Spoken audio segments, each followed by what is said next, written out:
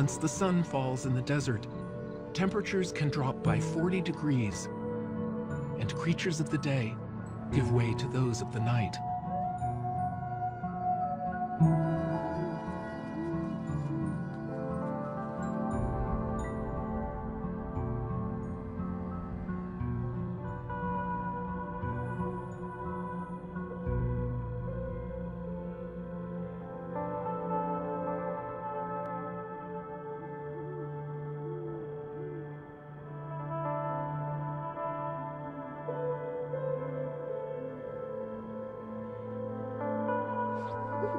At daybreak, our male is already at the lek.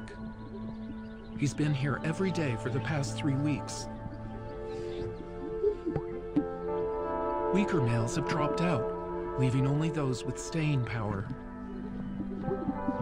He takes his place on a small rise, a spot he's fought hard to secure. A female steps onto the lek and begins her inspection.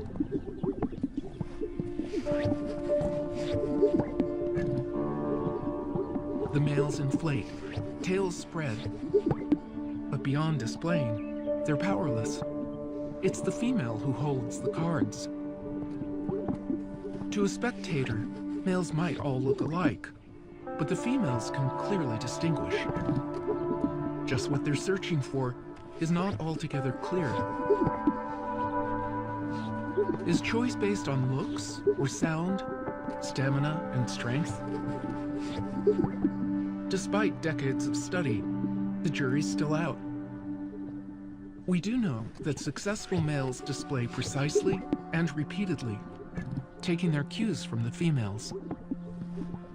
They know not to be too aggressive and to mount only when invited.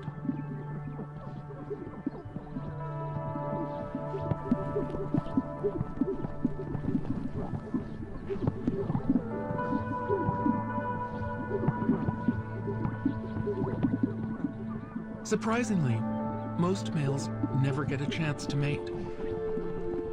Nearly all the females select only 1 or 2 males on the lek each year. In fact, 3/4 of females often choose the very same male. Clearly, they see something they want to pass on to their offspring.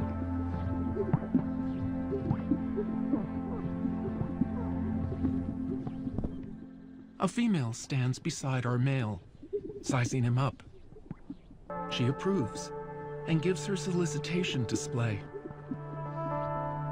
The best males can mate, fight off competition, then mate again, all in under a minute.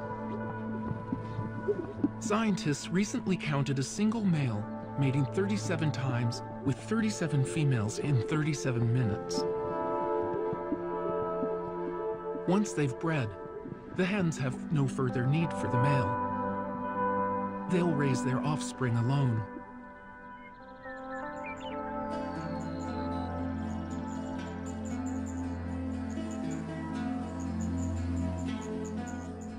Fanning out across the landscape, the females head away from the lek.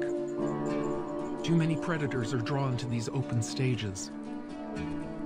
To find a safe spot for her eggs, a hen might travel as far as 10 miles. It's easy to assume there's plenty of open space for grouse. But here in the desert,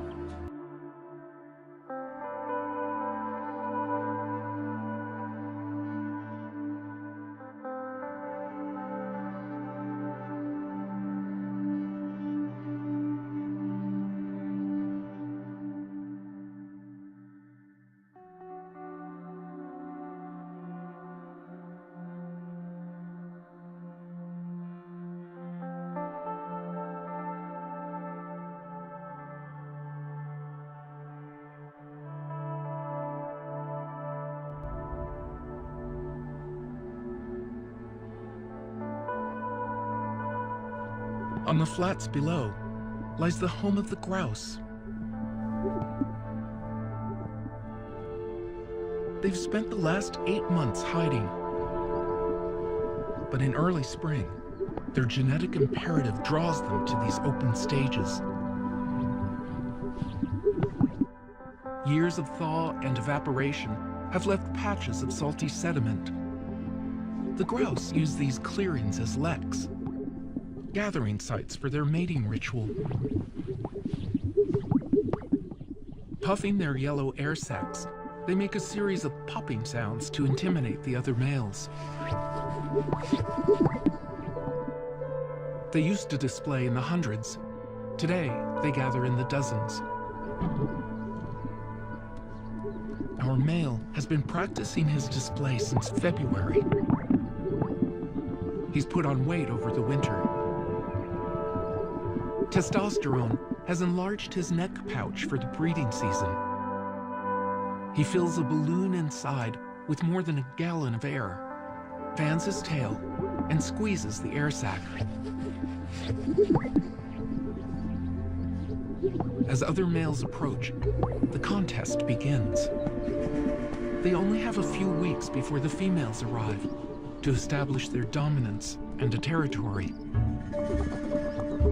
Pairs square off, facing just past each other, and then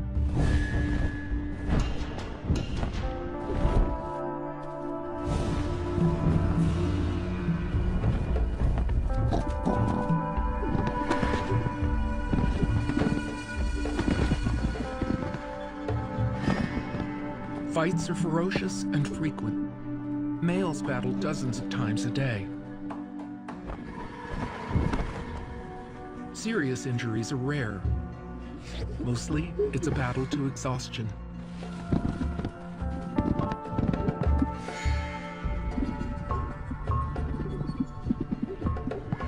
The chance to mate only comes once a year, and for grouse, years are limited. Most males won't live more than 4 years. They might well only get 2 chances to breed, if they survive.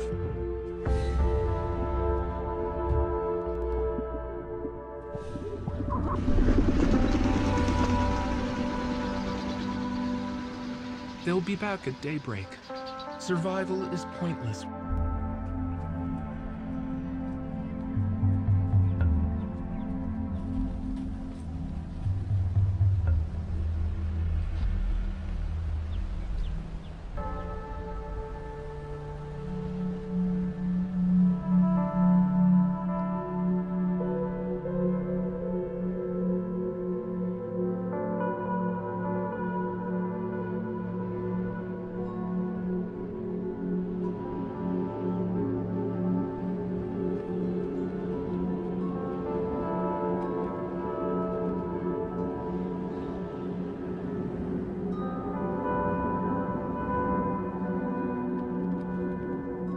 Wind is a constant in the high desert. Facing steady speeds of 20 miles an hour or more, the sage hugs the ground. Only the rocks have stood up to the desert gales. But over the eons, even these have been scoured and sculpted.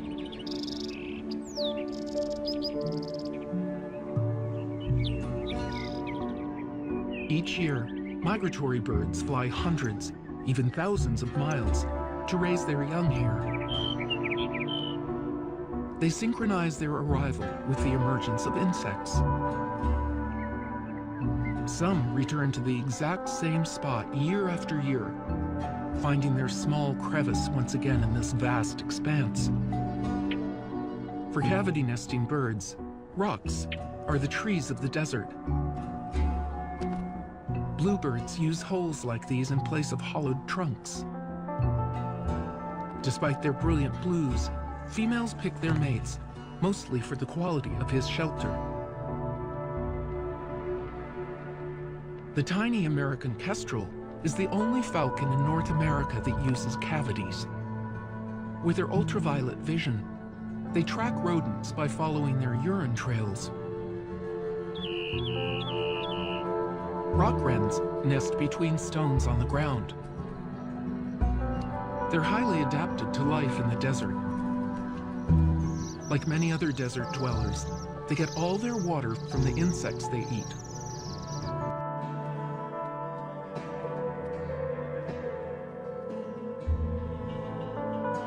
sage has sustained pronghorn and mule deer through the winter.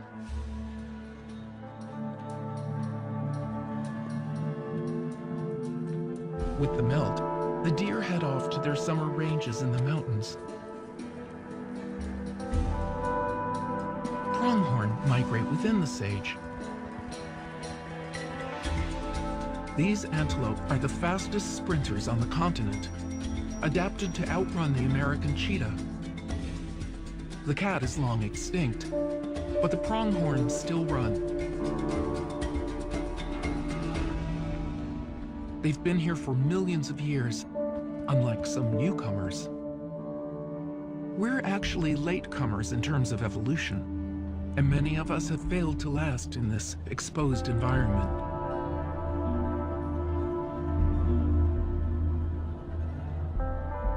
The native wildlife evolved with this landscape, but their ancient migratory paths are now splintered. Mule deer, adapted for life in the mountains, can jump smaller fences. Pronghorn evolved on the open range with few obstacles. If there's no way under, they must leap.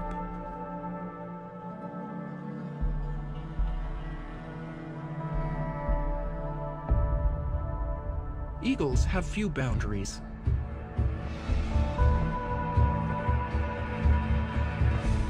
The parents are now hunting for 3. Their eaglet will rely on them for the next 6 months.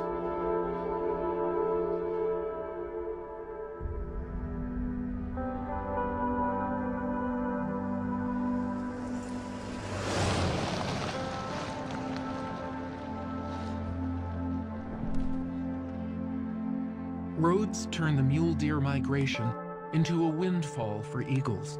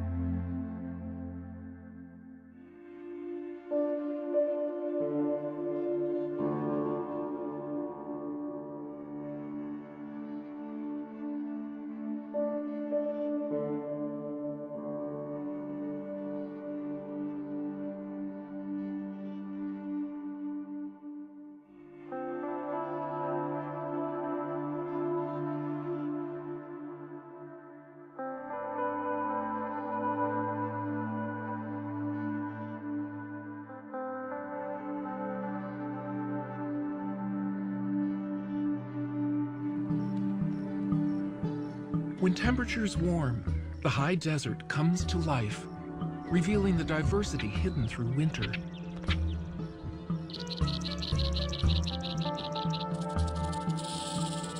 Hibernators surface from below. Prairie dog families excavate new tunnels, preparing for their pups.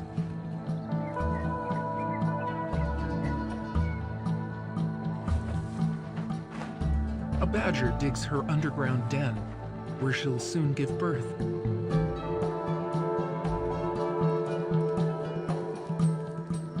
Short-horned lizards emerge with the ants. The timing is critical, since ants are their sole source of food. And jackrabbits have shed their winter white, confirming that spring has arrived. The sage sea is filling with new life, and everyone is hungry.